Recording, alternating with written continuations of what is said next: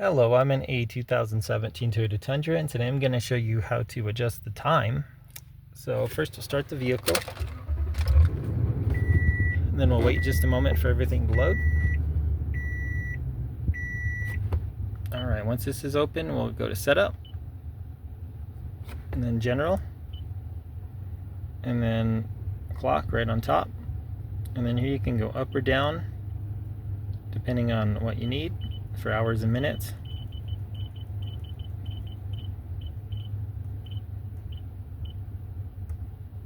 And then AM or PM. And then if you want military time, you can do that. And then this would just clear the seconds if needed, so you get a more exact time. And that's it. When you hit OK, it saves. Nothing else you have to do. I hope this was helpful, and I hope you have a wonderful day.